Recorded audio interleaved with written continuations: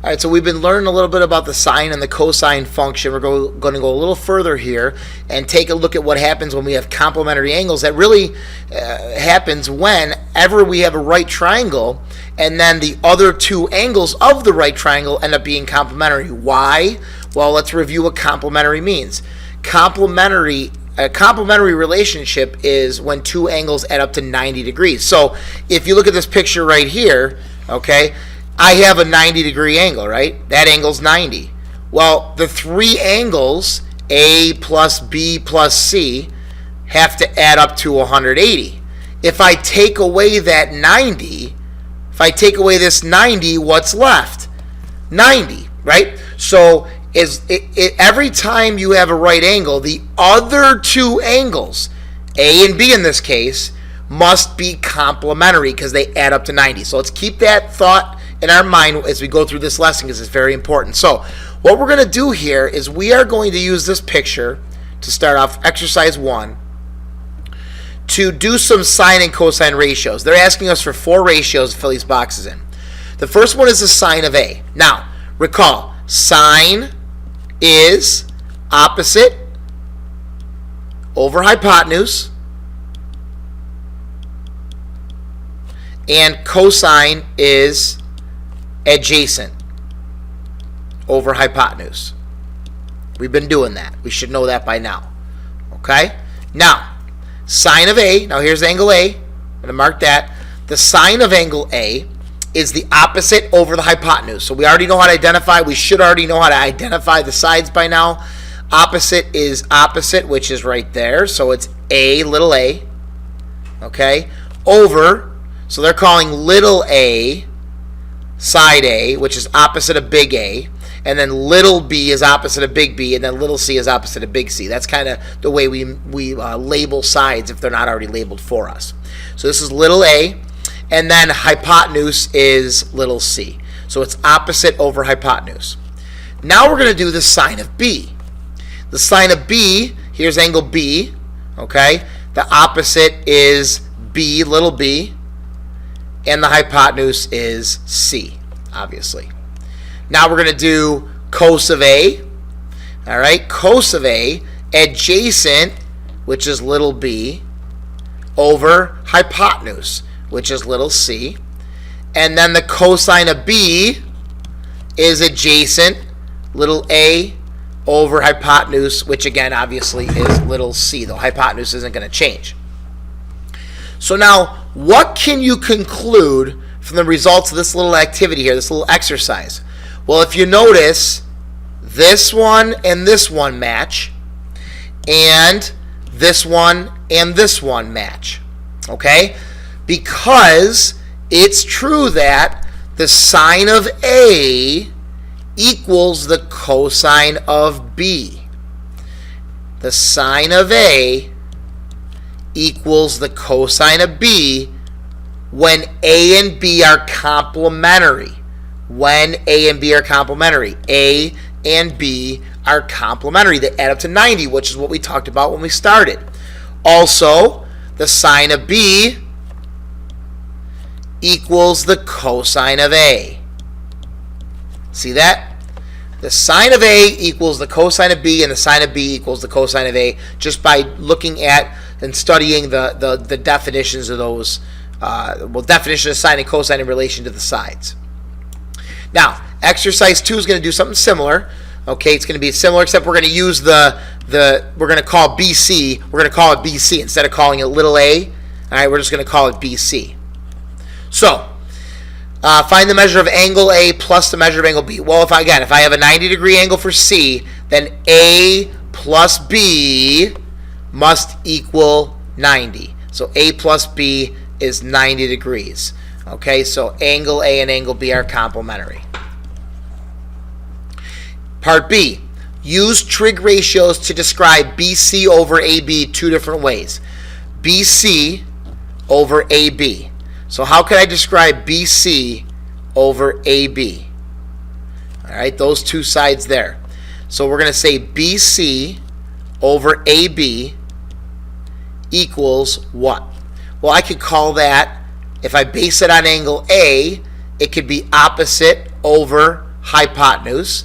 So that could be opposite over hypotenuse if I'm talking about angle A. So that would be the sine of A.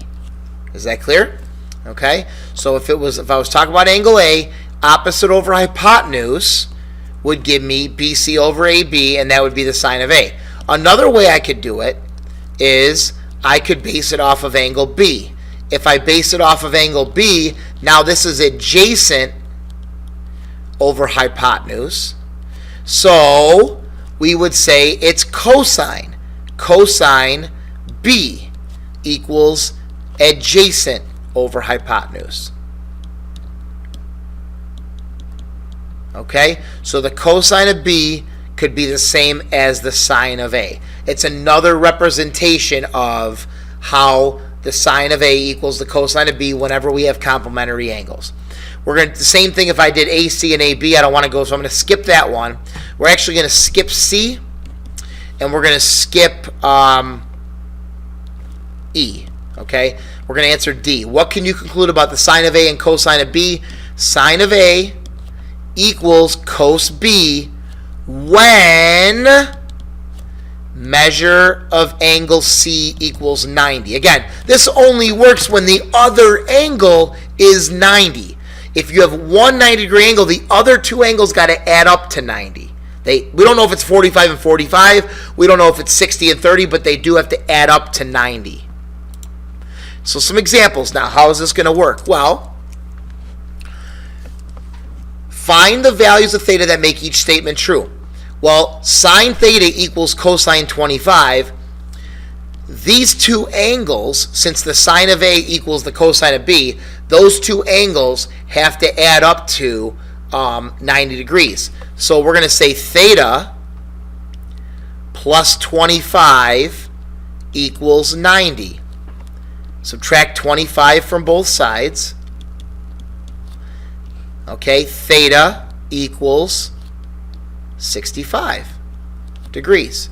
Okay, so because why? Because 65 and 25 adds up to 90.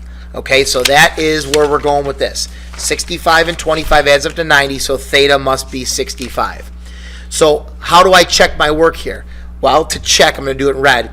I would say sine 65 degrees equals cos 25 degrees. Is that true? Well, yes, because I have a sine here and a cosine here, and 65 and 25 are complementary. They add up to 90. As long as that works and you have one sine and one cosine, you are good. You know you did it right.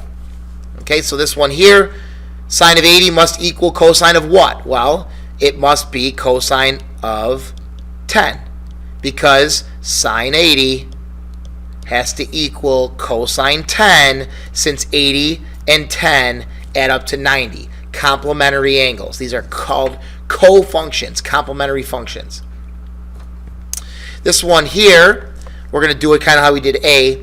You're going to take theta, this theta here, plus theta plus 10. So you're adding these guys up. You're adding the angles, equals 90. So 2 theta, that's not 20, it's 2 theta plus 10 equals 90. Subtract 10, 2 theta equals 80, and then theta equals 40. Okay, so theta is going to equal 40 because, again, we plug it in, 40 and 50. 40 and 50 adds up to 90. That would be how you check it. And then here, theta minus 45, that's this guy right here, plus theta equals 90. All right, so we have 2 theta minus 45 equals 90. 2 theta equals 135. Divide by 2. Theta equals 67.5. So theta would be 67.5 on this one. All right, so you're adding, when you have sine equals cos, you just add the angles equal to 90. Add them up, equal to 90. Why? Because the angles have to add up to 90. They are complementary angles. So how about this one here? So which one's equivalent? Sine of x equals what? Sine of x equals what? Let's check them all out. Does sine of x equal 45 minus x? Well, no. Why would I subtract? Let's check and see if that works. Does sine of x equal cos 45 minus x? Okay, well, if that's true, we're saying question mark. If that's true, then those angles got to add up to 90. If you add x and 45 minus x, the x's cancel, x minus 40, x minus x, and you get 45. So if those two angles right there on your screen, they add up to 45. Do they add up to 90? No. They got to add up to 90, so it's not choice A. What about this guy here? Cos 90 minus x. Okay, so we're going to add them up. X plus 90 minus x. Well, x minus x is 0, and I'm left with 90. So do these add up to 90? Yes, they do, and that means choice B is my answer. Again, the angles have to add up to 90, guys. X and how about this one? Cos x. Okay? Would sine x equal cos x? No, not unless x is 45. We don't know for sure. All right, so that is not it. And then if you add up, and it should never be sine equals sine. Okay? In order for those, now these do add up to 90, right? These do add up to 90. X and 90 minus x do add up to 90. But now you got sine equals sine. In order for them to add up to 90, it's got to be sine equals cosine. So that's why it's not D. All right, so the correct answer is cosine 90 minus x. This one here, there's a typo. It should be 7, not 17. So you got to fix this. It's cos A equals radical 7 over 3. So cross that off. It's supposed to be radical 7 over 3. All right, now we're going to draw a picture here, even though we don't need to. Triangle ABC, where angle C is a right angle. So A and B don't matter. We could put A here and B here, whatever. All right, now, there's my right angle. The cosine of A is radical 7 over 3. Remember, that's adjacent over hypotenuse. Okay? Adjacent to angle A is right here, and hypotenuse is right there. We've been doing this, okay? So there's radical 7, and there's 3. What is the sine of B? Well, the sine of B is going to be opposite over hypotenuse. Okay, well, here's B. Opposite of B is radical 7, and hypotenuse is going to stay the same, obviously. If the hypotenuse is 3, it's going to remain 3. It's the same triangle, okay? So the sine of B would be radical 7 over 3. And look at that. It's the same thing as the cosine of A. See that? The cosine of A equals the sine of B. The cosine of B equals the sine of A. They are complementary functions. So those ratios should be equal. They're both radical 7 over 3. All right, so I will see you in class tomorrow to practice on complementary functions. See you then.